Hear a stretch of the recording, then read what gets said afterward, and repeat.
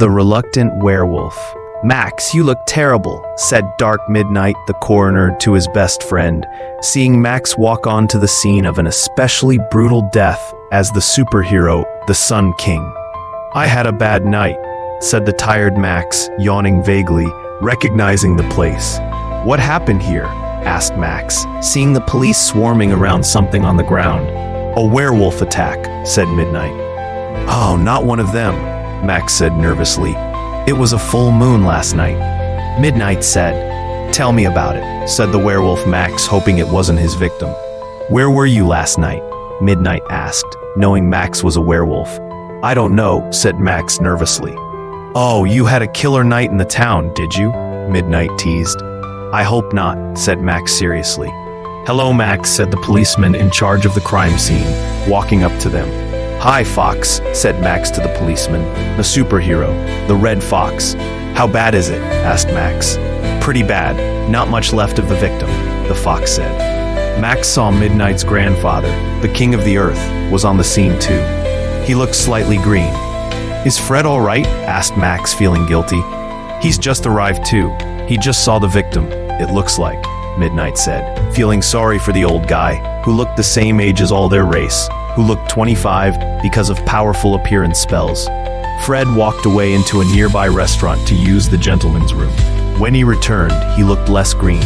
"Are you all right, Fred?" said Max, greeting him now, sure it was his victim there and he'd made his friend sick.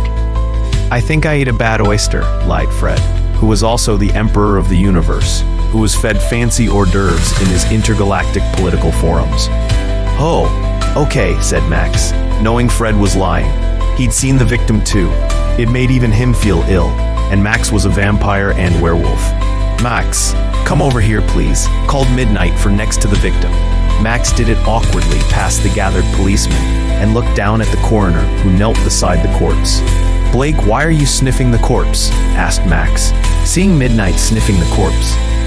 "It smells like a victim of a Starman, not a werewolf," Midnight told them. "A Starman? An alien?" a policeman asked. "A person from the center of the earth. They are reptilians," Fred explained. "How can he smell them? Is he a werewolf?" asked the policeman. "No, it's complicated," said Midnight. "He's the king of the Grim Reapers," Max said. "Is that how he smells the killer?" asked the policeman. Yes, and my assistant just told me he saw a Starman kill the victim," said Midnight awkwardly. "Yes," said Dante, the assistant coroner, who was a Reaper too. "I took the soul." The policeman looked scared of them. "Why do they look like the masked magician?" the policeman asked, noting all the magicians look like 25-year-old human stage magicians, in top hats and masks. "We use appearance spells," Max smiled behind his mask. "Like you," said Midnight, looking at the policeman curiously, standing up and walking up to the policeman. "What?" asked the policeman, confused. "Well, you're using a cloaking device," said Midnight. "I smell you. You are a Starman. I wondered why a Starman was on a crime scene posing as a human." "I'm human," the policeman said. "I have never seen him before," the Fox said. "He smells like a Starman," said Dante, sniffing. The Fox aimed his gun at the disguised Starman.